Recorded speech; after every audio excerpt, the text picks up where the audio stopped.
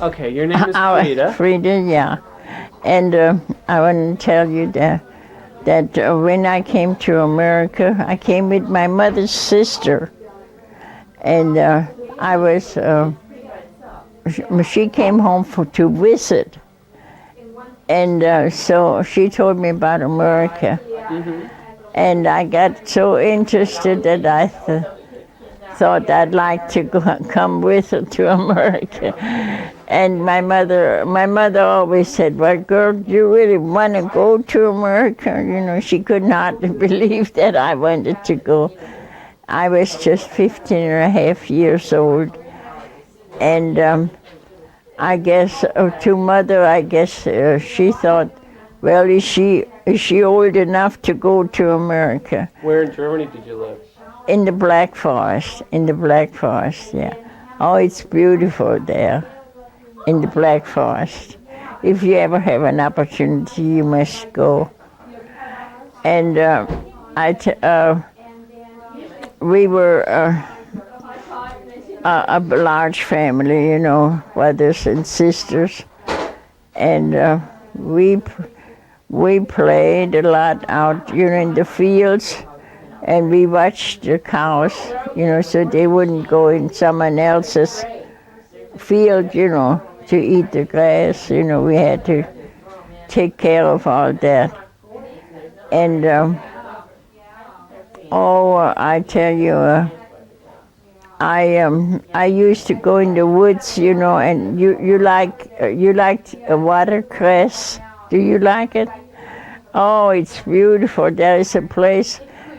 Mother used to say, "Go see whether there's watercress," and it was a round circle, I guess, you know. And I went in there, and in the Black Forest, you know, it was like a little creek went around in a round circle, and full of watercress. And oh, how happy I was to get the watercress collected and bring Mother some watercress. Because she usually fixed it, you know, with the dinner, you know, and everybody liked it pretty much. So that was fun. That was an accomplishment for me, you know, to do that. and I helped Mother a little. If she needed any assistance in the kitchen, you know, I helped her some. And she was happy that I got her this. And we... So you came to the United States? Yeah, I came to What year was that? In 1921. And well, I guess it was, in a way, I guess it was not the easiest thing for me to leave home, but I knew that I'd love to go with her and come to America. And because I heard all the nice things about America. And you know, where we were not what you wouldn't say we were poor, but I mean, we didn't have too much, you know. Given we had to work too, and in the field we had or in spring we had to help plant potatoes, you know. Oh, it was wonderful. With my mother, she went with us, and we all had to take our hoe and go in the field, you know, and help and plant. First we got them all ready, you know, made a hole with our hoe in the ground, you know. Everybody had to. She showed us how we had to do it. And well, then when that was told us how to, then we had to get our potatoes, you know, throw it in the ground, you know, and cover it up, you know. And we had lots of fun, my older brother, he was older than I was. He always had some funny stories to tell, sometimes. And we just laugh and have fun. And we were happy when they were planted. We were happy, And we went back home, and then we got some to eat, and that's made us happy, to have some good to eat and milk to drink. We had two cows, and but my brothers. They had to always take care of the animals, and brush them, Take good care of the animals and brush them up, so they'd be real pretty. And they had to let them go to the well. We had a trough with water in it, where the water would run in, and they had to let them out from the stable, out over to the brunnen, to where the water was. And sometimes we had kind of a hard time, to take care of them. They would sometimes, they would just sometimes buckle and get in each other's way, I guess. And my 3 children, we managed pretty good with them. And that was really wonderful to do, My father usually was not home because he worked. He was a builder, and he worked in some villages away from our place, I mean, he had to make money for us, so we would have some to eat, I guess. But I mean, my father, he was funny. He didn't worry about our eats or anything too much, But mother were always, found some way to make food for us, We had 2 gardens in back of the house, and we had kale, and we had a lot of kale. You know what kale is? It's much rougher than spinach, And oh, that was wonderful. Now, Forgive me, Annie. Tell me about your family. Your husband was Ernst, right? Yeah, right. And when did you meet him, and how did you meet him? Yeah, well, I came to America, and I went naturally to night school like everybody. When you first come, you have to learn the English. So I went to Evandale night school, and we had a wonderful teacher, and her name was Liebing, and she she told us a lot of things about America, and let us sing American songs. We learned how to sing American songs and how we enjoyed singing those songs. I still remember. And my husband and his friend, they, after the class was over, we had to go down the kind of steps, down the steps, and the other fellow, I was sitting with a girl, and he liked her and she liked him pretty much. And so when we get down there, and they started talking to us, and asking us questions, and we would have fun with them, it was fun.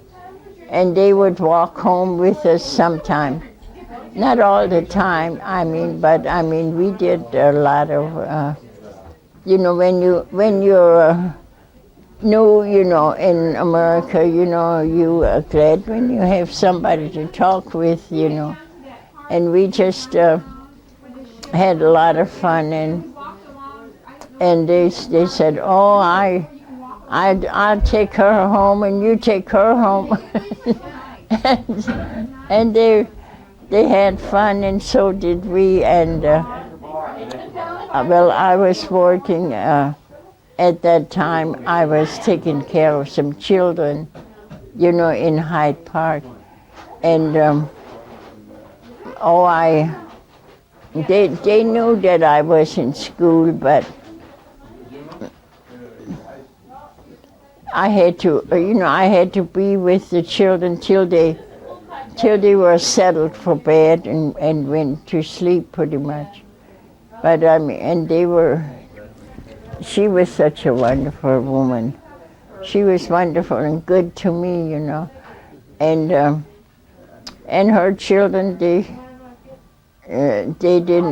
took them a while to get used to me, but I took care of them as good as I could, at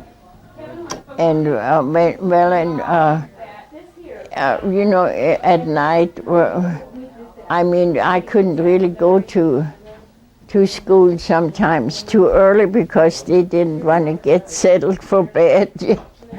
And I couldn't hardly wait to get them settled sometimes, But they were wonderful children too, and they had to do pretty much what their mother said too.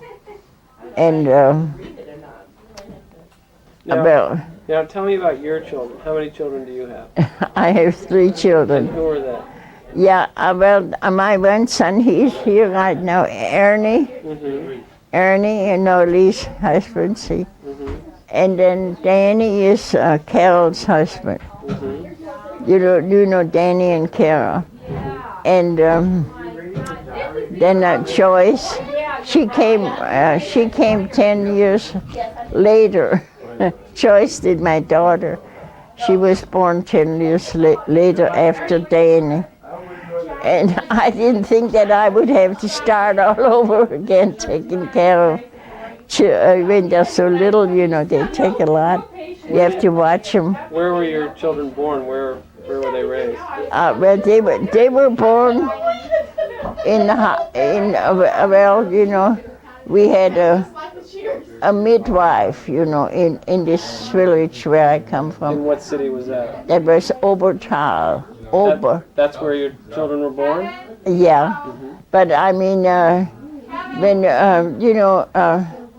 Mother would, I guess, watch us pretty good, and she would, and then the midwife was called, and we didn't always go to the hospital, but she was very good, and she stayed till the child was, taken care of and everything. She was with you, and she was as good as a doctor, and it was really something. Just think, but I was just so happy. Just think how happy I was when my son, when he was born, the first one especially. You get excited, and you love to have a child,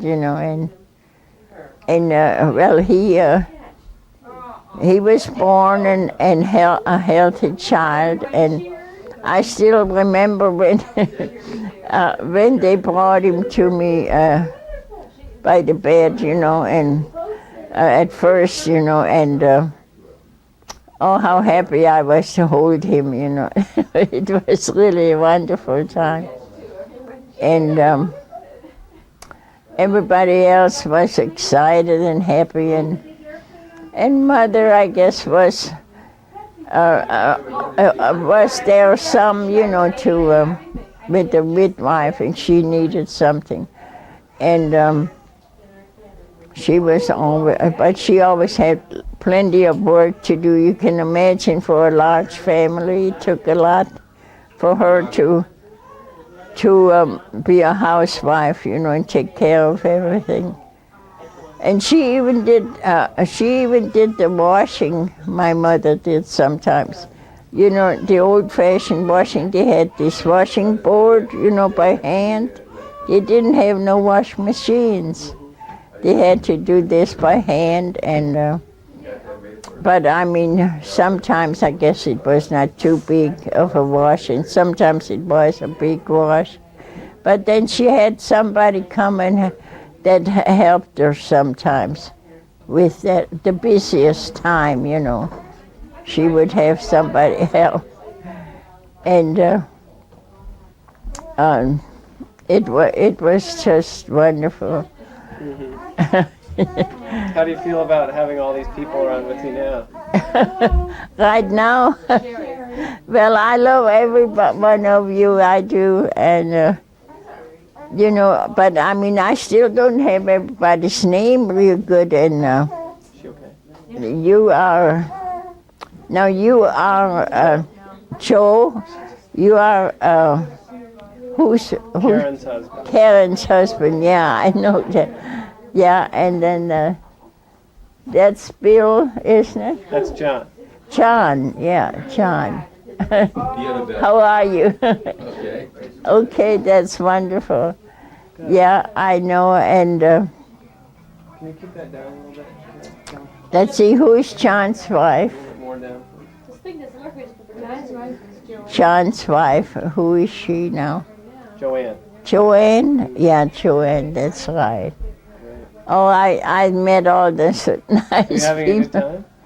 Oh, I'm having a wonderful time here. It was Excellent. so great. Great. Mary Lou is a wonderful girl and makes life wonderful for you.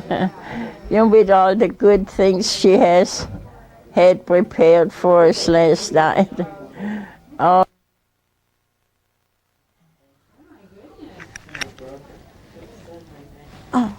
Dear, can't sit up straight. Now, you are Bertha. Yes, I'm Bertha Scheerer, Scheerer, and your husband is. William Scheerer. Now, tell us about how you met. Oh, well, we were at a dance in school in the evening at the university, and he saw me and he asked me for a dance. And that's how we met. What year was that? Oh, dear, what year? Long time ago. I don't know what year. 30, 31, 29, I am not 30, sure 32. what You were year. married at I was 21. I was 21, so that's long. No, 30. what, 1930? Yeah. Uh-huh. And what impressed you about him when you met him? Well, but pretty teeth he had. He had nice white teeth, and I like that. Mm-hmm. And where were you from originally? Where were you Well, born? I was born in Arkansas, Brinkley, Arkansas, along with my sister Hazel.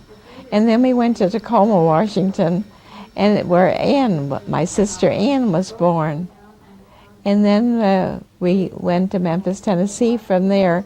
My father always was looking for an opportunity to start a business. And so then we went to Clarksville, Mississippi for a while, where he worked as a bookkeeper. So we were traveling all the time when I was young. Mm-hmm. And then you met Bill. And where was that? I met him in Cincinnati, Ohio. We went to Cincinnati. My mother got tired of traveling around so much, and she said, I'm going home where I was born, to Cincinnati, and I'm going to stay there. And so we did. We lived in Cincinnati for a long time, and I met Bill at the university at night. And then you got married. Yeah, we got married in December 23rd, 1933. In 33 when you got married. Yes, In Cincinnati. in Cincinnati. And then did you live in Cincinnati? No, my husband had a job in Buffalo, New York, and so we came to Buffalo. on our honeymoon. And we lived there for a long time. We're still living there.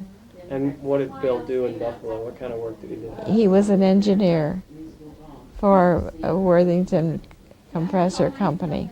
For Worthington was, Hmm. yeah, he was smart, wasn't he?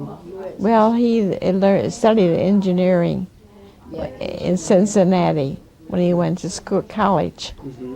And so he worked at that job. Now tell us about your children. I had 2 sons and 1 daughter, but my daughter was born a long time after my sons were. What do you remember about raising your family in Buffalo? Well, we built a house.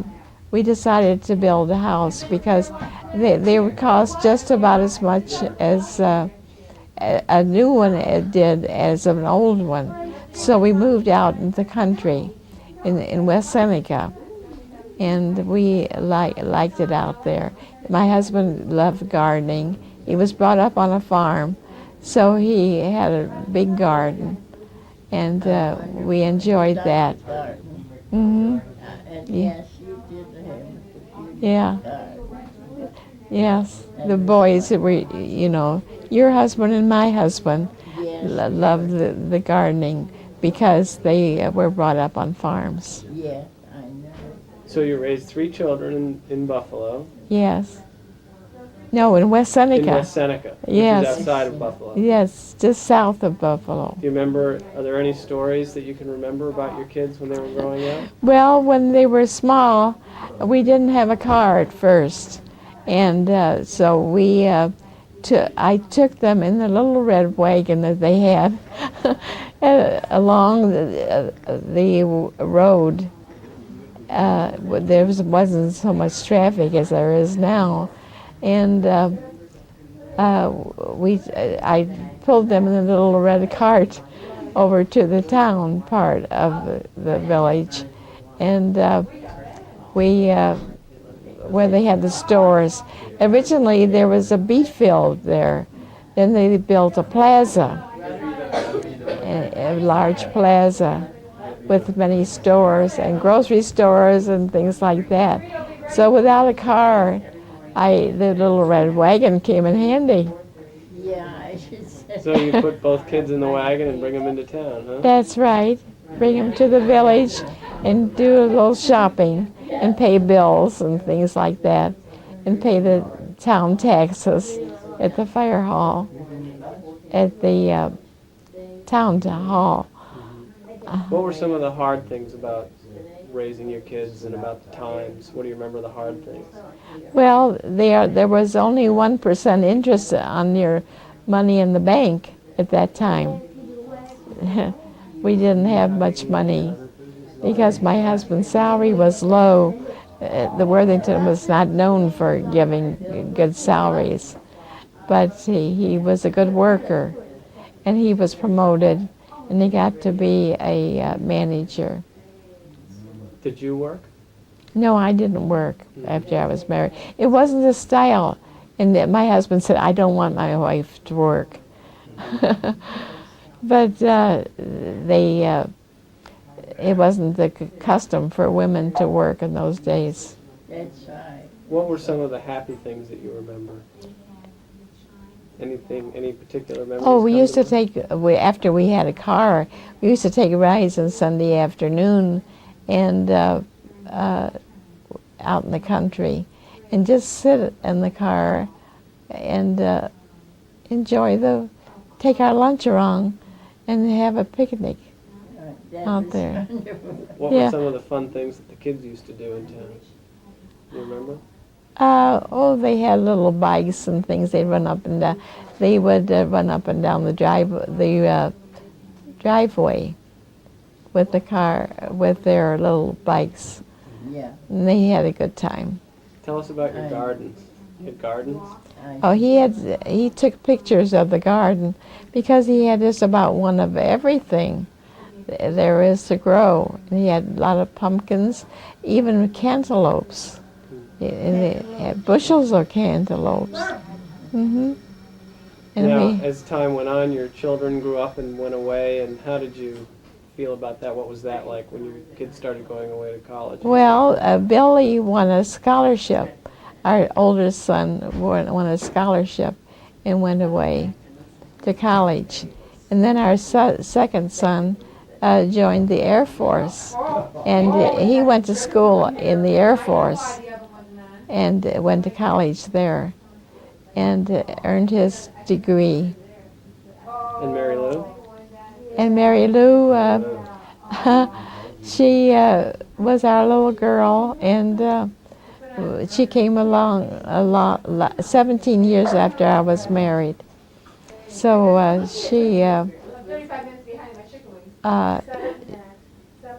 was it adjusting to having a new baby in the house after all those oh, years? the boys loved her. They just took care of her for when we went out for the evening and things like that. And Jack even was alone with her while we went to a different city to visit friends with our club. Can you hear this? Mm-hmm. Very well. Now, how about your grandchildren? You've got several grandchildren. How was it like in later years with your grandchildren coming to visit? What do you remember about those times? Oh, Billy used to come for a week and stay with us. With his kids? With his children. Mm-hmm. And what do you remember about those times? Oh, they were happy times because we always enjoyed the children. He lived in a different city, so we didn't see him too often. And when he came with his family, we always were happy. Mm-hmm. And they had a nice place to play in the big yard. What kind of things did they do when they came? They played in the yard and they play with Grandpa? Oh, yes. They'd play baseball and things like that. Yeah. Any other memories that you can think of about your children or grandchildren? Yes, when Billy moved into the house, he said, "So this is our new house," and he put his finger in the windowsill, and made an impression in it. I don't know whether it was plaster that was soft. I think he put his finger in there. You think it's still there? It's probably there. Mm-hmm. Yeah. And my husband measured them, how tall they were as they grew older, and on the door between the kitchen and the dining room, and he put a mark down how tall they were.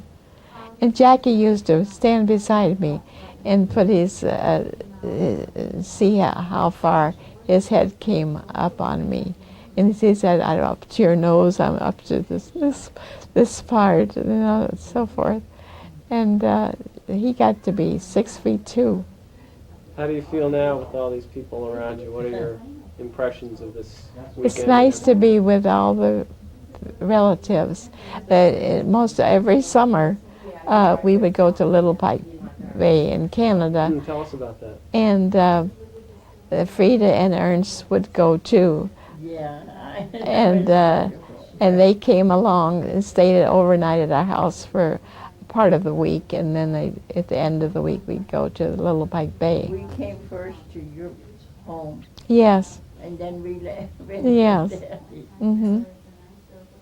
So are you enjoying yourself with all your children and grandchildren and great-grandchildren? Oh, it's nice. We just had our first granddaughter, child, and great-grandchild. And this is the first one. Many of our friends have a lot more, but their children married sooner than Billy's children. Mm-hmm. How do you feel about your great-granddaughter now? Oh, we're happy to see her. She's a pretty little girl, and we like her name very much. And we're happy to see her anytime we can. This is the first time we saw her.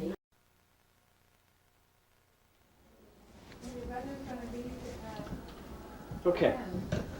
Now you are, what is your name? My name is Bill Scheerer. Mm-hmm. And where are you from, Bill? Originally? I was born in in a little village in the Black Forest in Germany, April 27th, 1903.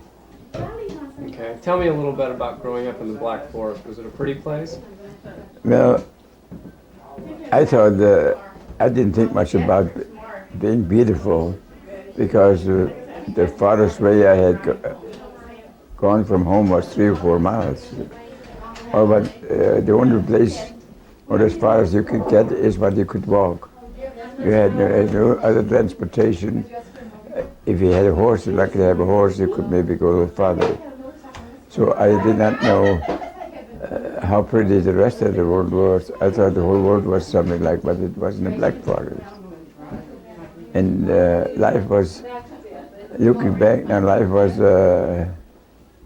serene and very average, but work and the sustain was hard because we worked sometimes from 4 or 5 o'clock in the morning till midnight, and it was difficult. We worked 6 days a week and pretty strictly observed Sunday. So, and being in a family of 7 kids, I was the second youngest, and was kicked around, you might say. I developed a desire to go someplace else, somewhere else in the world, especially places I heard of being extolled, everything being so wonderful and being good, and the opportunities were great. And I would say in 1912, there were several visitors from the United States in Edinburgh. And of course I was just a kid, but I stood close by and listened to it. Oh, it must be a wonderful country. And Who were those visitors? they were Scheerers. Shears? 2 Scheerers. They came from the Midwest, I think Bismarck, North Dakota. And they were relatives. If you knew Barbara Scheerer, or her name was, I forgot what her last name was. They were her relatives. And they stayed with her father and mother. And they were related to you like cousins? Pretty far back. Pretty far back. And what kind of things did they say about America? Well, how you were freedom and how they started, I don't remember too much. I was a kid, only 9 years old. And of course they were always dressed and Very nice clothes? Yeah. Now, tell us about the Black Forest. Did you live on a farm? What kind of work did your family do? My father had, that's all he had, a little farm. I think it was about 12 acres of land and about 5 or 7 acres of woods. And with those 12 acres, he raised all 7 of us. The only time he had extra work, it was in winter time when they would go in the woods and clean out the woods, things like that. That's the only extra income. And many times I wonder how we did it. Eggs, I remember we got a whole egg on our birthday. And we always used to stand around a whole egg for him and this and that. An eierkuchen. Eierkuchen, yeah. An omelet. Yeah. And we had a few chickens. Of course, I didn't lay every day, but any excess eggs were put in water glass to serve for the winter time when the chickens didn't lay. We had about 3 or 4 cows, the same as we had now, and raised 2 pigs a year for once in a while, just one, for to be slaughtered for our family. There was a big day in a kid's life when you had slaughter because for a change got enough other meat you could eat. You had what, Metzger souping? Metzger soup, yeah. They made a soup from the broth, and The kids in the neighborhood were invited for the evening to come in and have some meat, nettle soup, you might say. And the habit was that a lot of people would have a long stick and tie a sack on it, and they knocked on the window and let it stand, and you're supposed to open up and put some meat in a bag, and then a while ago somebody came and took it. So you had 6 other brothers and sisters, is that right? 3 brothers and 3 sisters. And what were their names? The oldest was John, the second one was Christine, and I think then came Mary, then came Fritz, then came Margaret, and came I, and then came Ernest. And how old were you when you decided to come over to the United States? Well, I guess I would say my inspiration was 1912, and after the war I learned the trade, plumber, and about 3 years, almost nothing. And I worked in Schramberg, that's the nearest city, and I always had a desire to go to another country. And in 1922, some other Americans came to visit their relatives in Rüdenberg. They were from Bach-Altenberg, from Heinzelmann, and they had a son. It was the same. I mean, the people that the Americans visited had a son. It was as old as I am. He went to school with me, and they asked him if he would like to come return with him to the United States. And they were from Chicago. They were, I think, bankers or something like that. In fact, they paid for the putting water in Bach-Altenberg, a great deal when they were over there. And he said he would go, and he left in. They left in August 1922, and Ernest Heitzman was with him. And I gave Ernest Heitzman a scribbled letter to postmark in the United States addressed to Mr. Dieterle. And Mr. Dieterle was your uncle, or how is he related to you? Mr. Dieterle was no relative, was no blood relative. Mr. Dieterle's father's brother, John Dieterle, and his wife, they had no kids. And Mr. Dieterle's sister in Maschalk and Zimmern died and left orphans, a son and 2 or 3 girls. And they are the Weiblingers. We know Weiblinger. And a American came over to their town, and he liked one of the girls because the mother had died. He married her and took her to the United States, and those were the people in Sandusky in the end. And they adopted my mother as their daughter.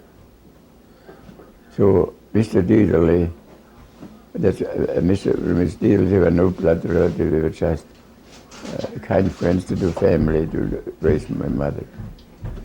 And I remember my grandmother, she was crippled, arthritis so bad and so on, and Mr. Dieterle, he died in 1913. I think 1913. And he had land, and that land was auctioned off after his death to the highest bidder in my Land farm. in Germany or in America? No, In America or Germany? Mr. Dieterle adopted my mother. He never, and he was auctioned off, and my father was executor of it. He bid for it, but he didn't have enough money. He couldn't afford the sawmill, and Schulda bought it. He could afford it. So he was executor, and he every relative was getting some money, and the people in Sandusky were supposed to get 60 marks.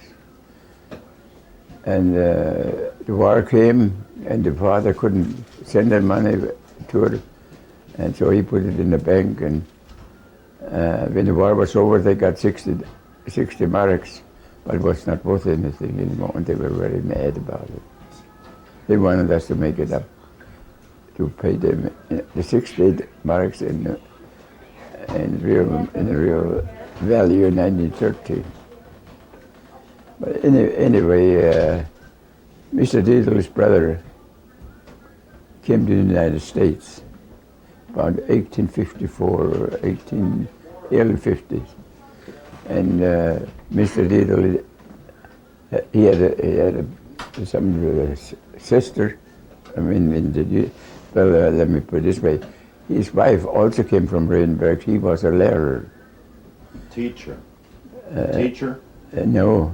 A lair? The name was Lair. Oh, his name was You know those people next to the brook there? Uh-huh. The brook, it was a girl from them. He married them. So in their marriage they had Mr. Dieterle. He was born in the United States. And but he had enough ties with his father's brother, which was my adopted father, you might say. And he came in early 1900 to visit Germany. He was interested very much in workmen's compensation. He was almost a senator, as they tell me. And he did do a lot of research. And then he came again in 1912 or 13, and visited my uncle, or my grandfather. And that's the last he heard it. We never wrote anymore because grandfather soon died after that. So I had the only relatives that I knew I had in the United States or acquaintance was Mr. Dieterle, and it was like nerve of me to write a perfect stranger, you might say, if he would please buy me sponsor me and send me a ticket to come to the United States. I'd be glad to pay it back when I come home. And that was in August 1922. And I didn't hear, Christmas came, didn't hear anything. New Year's came, Easter came, didn't hear. I said, well, maybe he died in between time near here. And on end of May 1923, when I came home from Schaumburg one evening, my mother handed me a letter, and there was everything in there. Ticket, passport, or not passport, but all the papers. Yeah, and 2 weeks later I left. How did you feel? Nothing that I couldn't, nothing bothered me. I got to New York, I had no money except Mr. Dieterle had put in the ship tickets that when I arrived on a boat, they had to give me $10. And I had $10. That's all I had. I had nothing when I've been on the boat. And so all you had was $10 and no German marks? No, I spent the last one in Hamburg almost. I know I had a suitcase and a fella carried it for me on board a ship. And nobody, well, the minute I knew what ship I was taking, when I was leaving, and when I came to New York, I dropped the car to Mr. Dieterle. And told him I was getting to New York on such a day and so on. So he got a car the day before I landed in New York. And he realized I didn't have any money to come to Cincinnati. So he phoned a friend of his in New York. The police go on a ship and fetch me and buy him a railroad ticket to Cincinnati and put me on a train. And my name was called, and I remember the fellow about said he would take care of me, and he got a ticket to Pennsylvania that I would go to New York. So I got some afternoon, left Pennsylvania, and the next morning around noon I arrived at the Pennsylvania station in Cincinnati. Now, you had never met Mr. Dearling before, had you? Well, as I said, when Miss Dearling was there around 1911 or 12. I was a little kid, he probably saw me, but I didn't mean anything to him, and he didn't. Did he meet you at the train station? Yeah. Tell us about that meeting. I got over the station, and I had nothing in it. I came, the guy bought me Pullman. I had no clothes with me, no change, and I had a little suitcase with me, but I had some more clothes and a few socks and things. And they put that on a freight in the train. In those days, you could put it on a freight, and you pick it up when you come in. Miss Deedle said, "You forgot something, didn't you?" I said, "No." "Don't you have anything?" I guess he wondered how I did on a Pullman. So when I just called, never paid of a person that slept in my clothes. That's all. So when I got off the train, there was only two or three people around. I remember. I saw one man with a nice straw hat, and another man looked like a chauffeur with a chauffeur stayed next to him. I said, "Well, maybe that's Mr. Dearly." And he walked towards me, and I walked to him. He said, "Wilhelm, yeah." And took me. He had a chauffeur, big Piercero. So right away I rode in a Piercero. He said, "I got a Piercero was a car? Piercero, Yeah. Okay. made in Buffalo." A Pierce Arrow. Oh, yeah.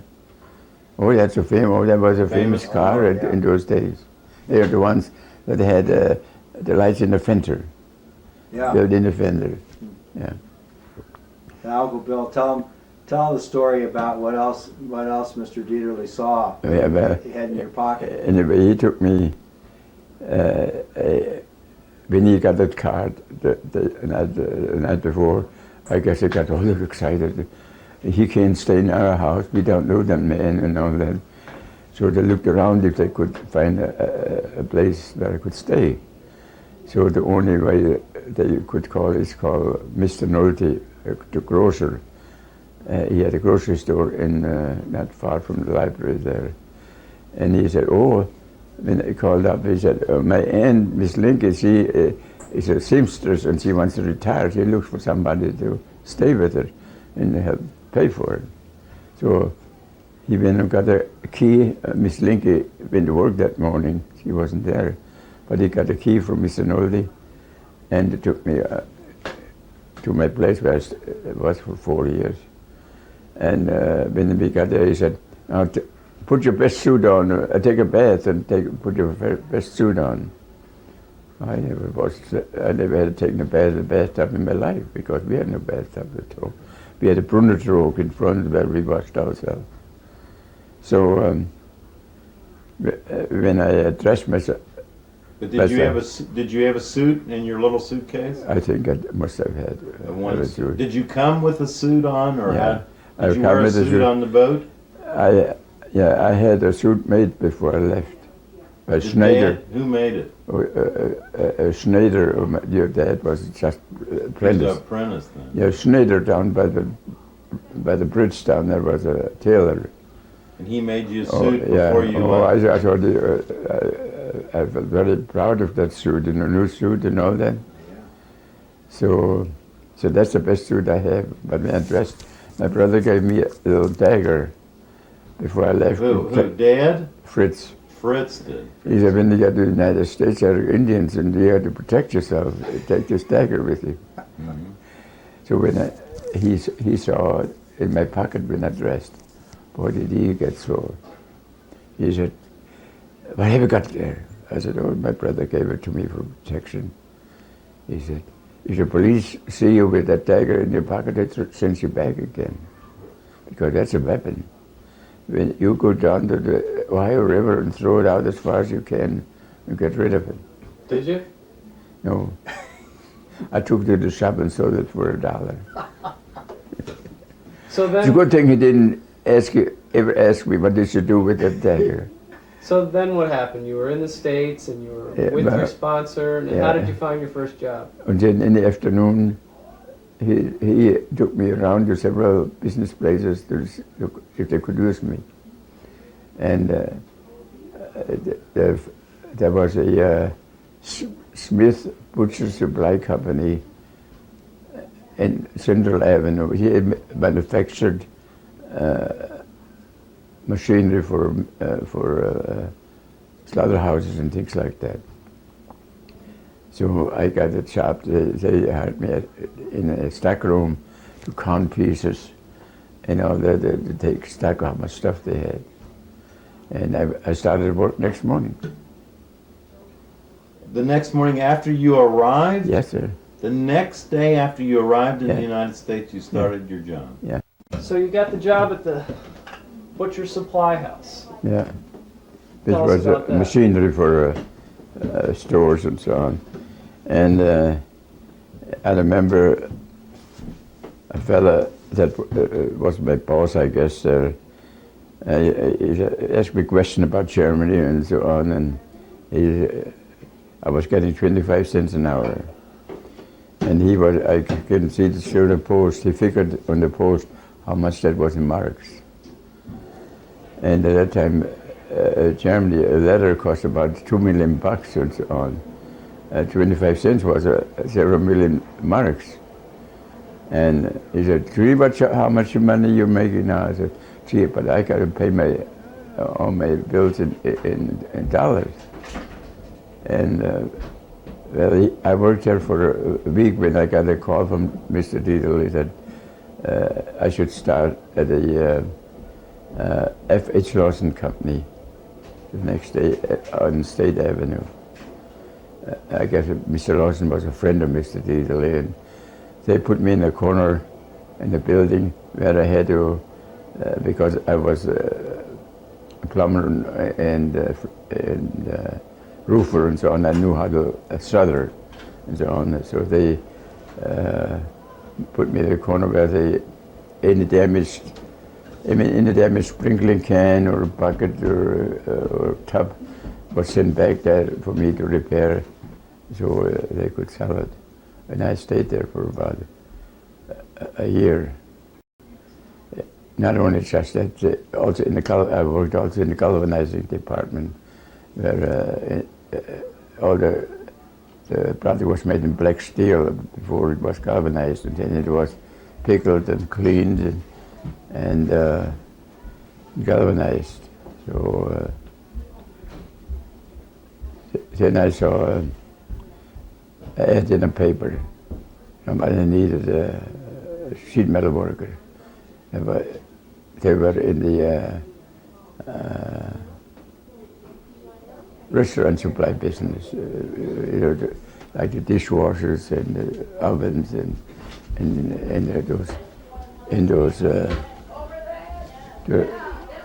those coffee makers and all that. And I thought, oh boy, I like that job. But it didn't last long till they ran out of work. And Wow, this is the. Tell us what life was like in the United States for a young German immigrant.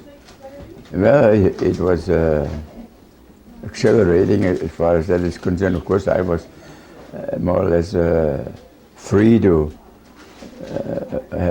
nobody to tell me what to do except at a shop. And Dieterle asked me to come once or twice a week to report. And I had to go and report to him, see how I was getting along and what I was doing. So, and then I also a future son-in-law, Mr. Dieterle, Mr. Blades, sort of took a little interest in me. He bought me the first engineering drafting book. And that got me then started at the Ohio Mechanic Institute, where I've been for 40 years. How long? 4 years. At night. 4 years at night. 4 times at night. Every day, 4 nights a week? Yeah, 4 times a week. So what was a typical day like for William Scheerer as a At that time, get up about early in the morning and try to find a restaurant that was open someplace and get to work. And I know at the shop I used to buy we didn't have that in Germany, but we got to have a quart or a liter of milk, and that was my lunch. And then in the evening I would look where I could find the cheapest greasy spoon I could find. And in those days there were a lot of those around. When you went in a restaurant, the bread was piled up. In the middle of the table you could use as much as you wanted. So. Did you ever eat with Mrs. Linke? No. I'm sure I did, but I don't remember any in particular. So I lived there for 40 years, and I got sick. I couldn't eat right anymore.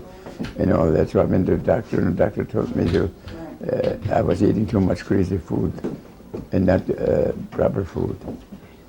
And then when Miss Linke found, I was looking for a home to eat with the people, and when Miss Linke found out I was going to leave, she said I was thinking of retiring because she was 70 or something like that. She would be glad to stay home and cook for me. So that's how. Tell us about how you met your wife.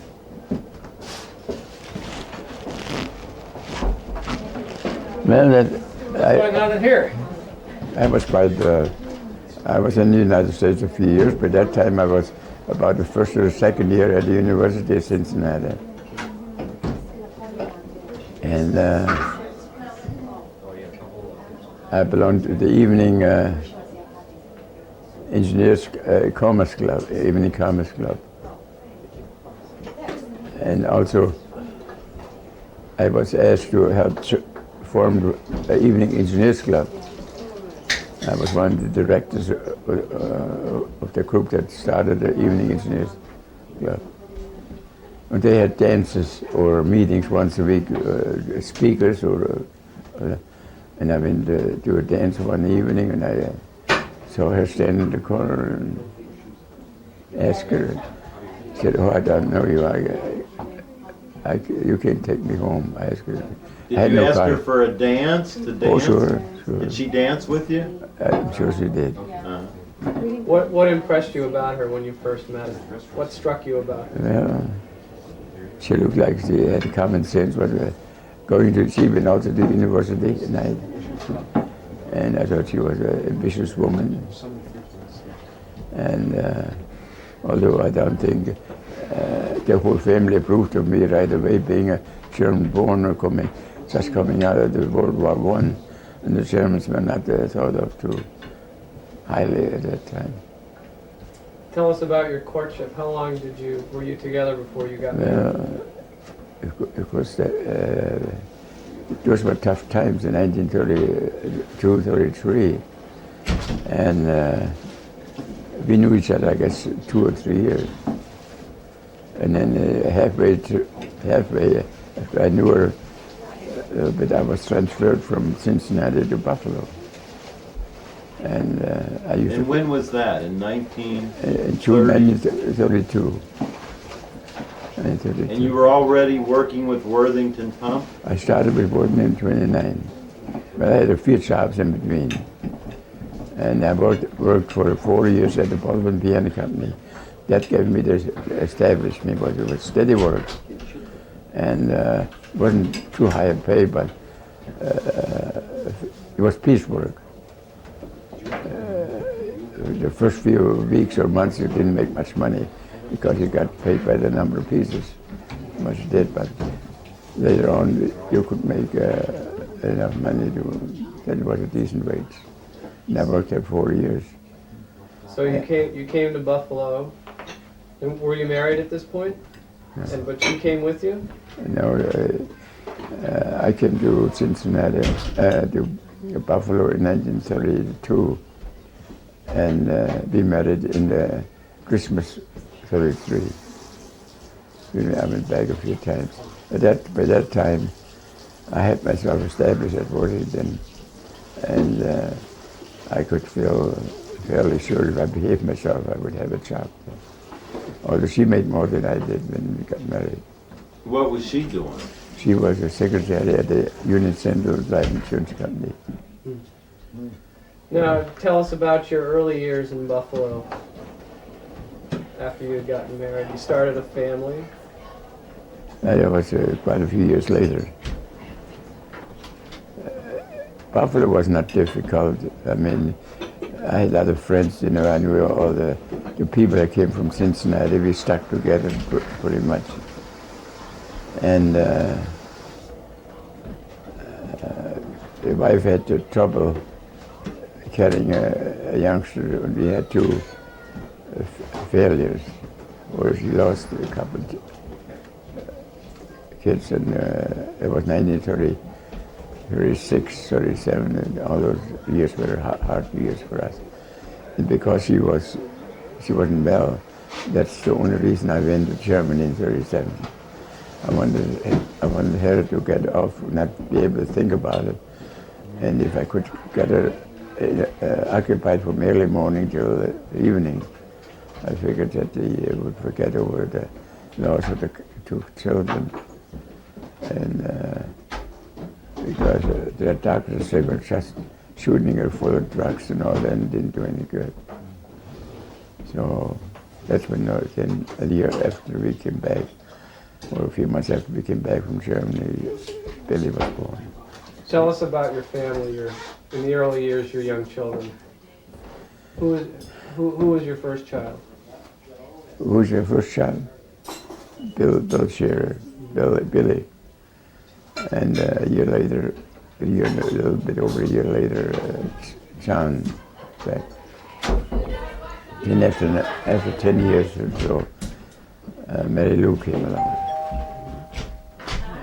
That was a blessing, because I told the neighbor, if it's another boy, no cigars. If it's another boy, no cigars. If it's a girl, 2 cigars.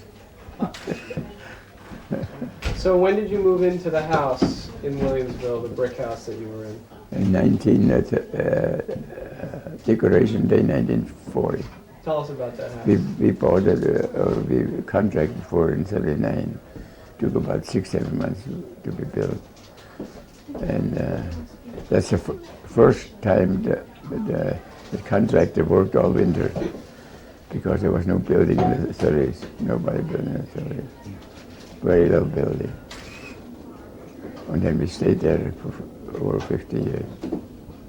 50 years? Well, 1940 to last year, 2 years ago was 1991. It's about 51 years. Tell us some of your memories about raising a family in that house. Well, it was a lot of fun.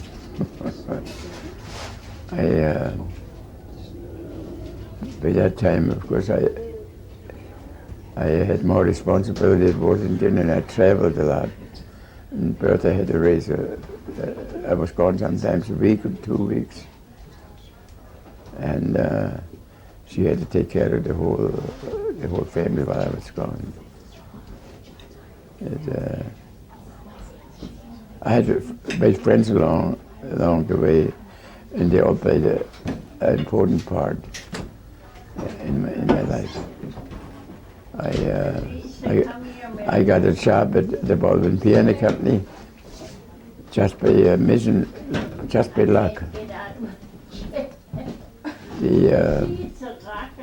I had finished the first year at a Ohio Mechanic Institute, and the fellow by the name Al Shimmy was sitting next to me. So we just knew each other. We didn't visit or chum up. So in 1925 or so, I was laid off because work was kind of hard, difficult. And I was laid off, and I was walking the street for about 6 weeks. And while I walked around, I happened to run into that man that announced at the Ohio Mechanic Institute. His name was Shimmy, and it was during the day. And he said, "Scheerer, what are you doing walking around during the day?" I said, "I'm looking for work." He said, "How would you like to work for me?" Just like that. I said, "I can a plumber doing a piano company." He said, "Well, it's piecework. The first few weeks or months you have to, you won't make much money, but the fellow that you replace makes about $25-30 a week," which was good money. Of course, it took me a while to do that.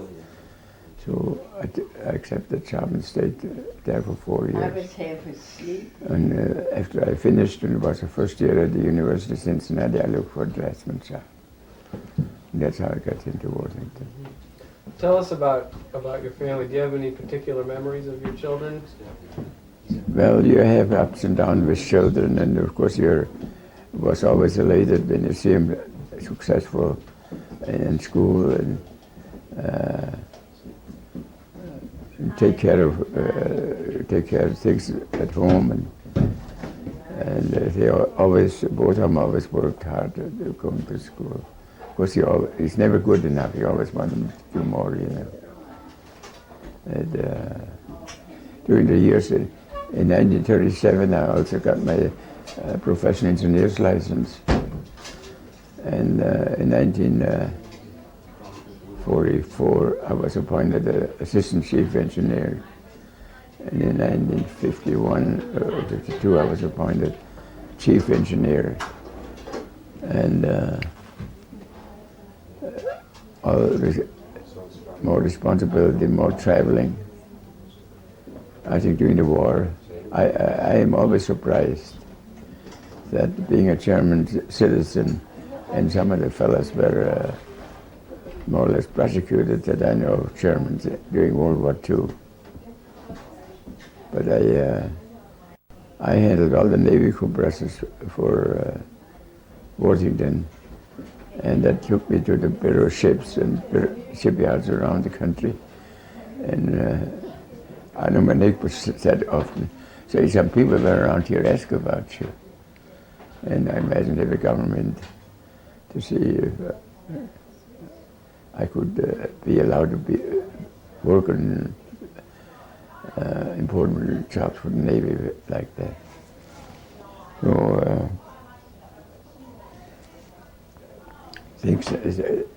when you have 20 or 30 draftsmen, engineers under you, it's a kind of responsibility, because especially trying to have enough work, I had to go out and have selling with the biggest corporations in the country, like Exxon, Texaco, Union Carbide, all companies here, the ones that used big compressors. And I had friends with almost all these companies. Tell us about Little Pike Bay. You used to take trips up there with your brother and family? Tell us where Little Pike Bay is. It wasn't, in other words, it wasn't always work. It was sometimes leisure and pleasures too. But during the war, there was a fellow working in my department who went to Little Pike Bay every year, and I heard about the stories about Little Pike Bay. So one time when he went, I said, "If you get up there and ask that man if he had a cottage available for a week or two for me, and if it was, to let me know." And he said in the car that he had a week for me at such a time. So we went up there doing. I didn't have enough gasoline tickets at those times. We needed. You got so many tickets to use, but I could get enough gasoline to get up there. And then the man that owned the place gave me the Canadian tickets to come back again. And from then on, we went to Little Pike Bay for about 40 years. And we spent, I guess, over a year up there when they could add it all together. It's a rustic place. It's nothing fancy, but restful. Who was with you? You mean going up there? Well, it was the family, whole family. The boys were, I guess the first time I was up there,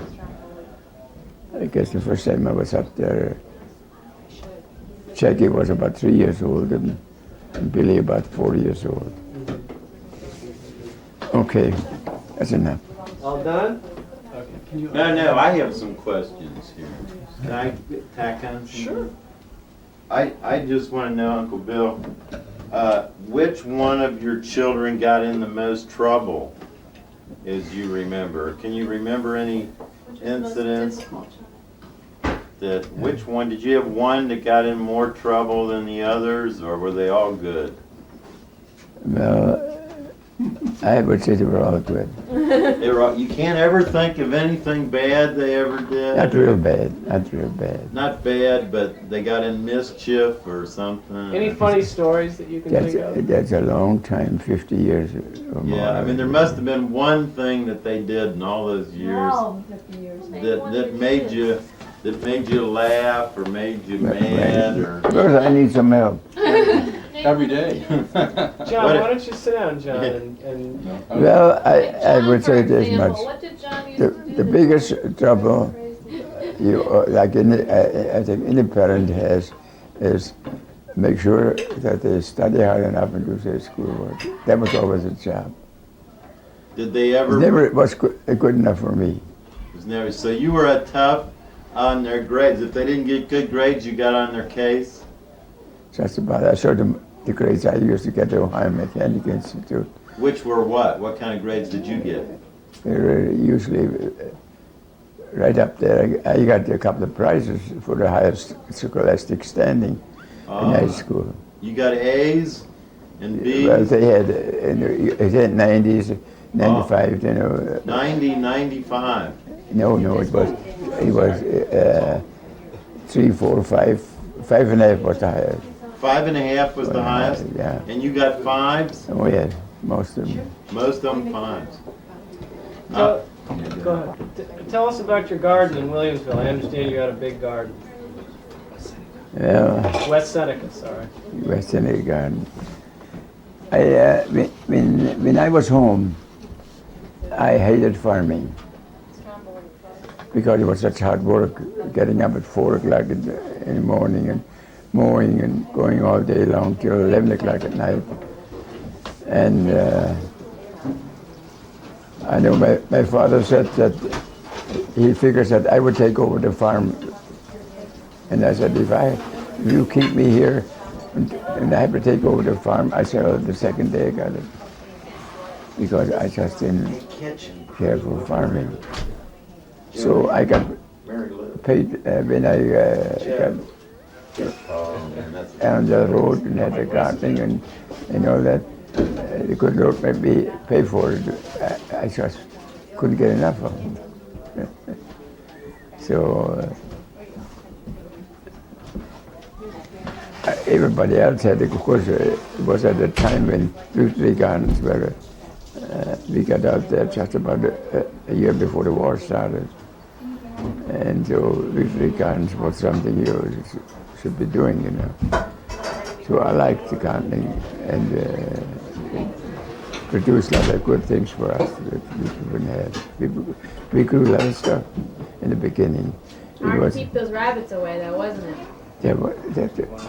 In the first few years, there were no trees around Allendale, no bushes around Allendale.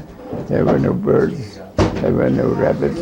I had no trouble with that at all. But in about 5-6 years, when I couldn't get any cherries anymore because the birds discovered them. And the same with the rabbits, I had the fence around. So we had about everything. I wish I had a picture of it. We had cantaloupes, we had strawberries, we had squash, we had cucumbers, we had beans, we had corn. Oh, we had corn. I know my brother-in-law from Cincinnati, when he came, there was his pleasure going out in the garden and pick out 15 or 16 years of corn for supper and pick them and bring them right in. It was good. So how was the air show? How do you feel about having all these people around now? Finally, everyone. I feel very much blessed. I mean, when I think about it, I'm very much blessed to have all the family. I'm proud of each one. I thank the Lord for it. I couldn't have done it without the Lord's help. I'm positive. When you get older and look back, you realize that some of the things that happened, how did it happen, it couldn't have happened without the Lord. Somebody greater than you guiding you.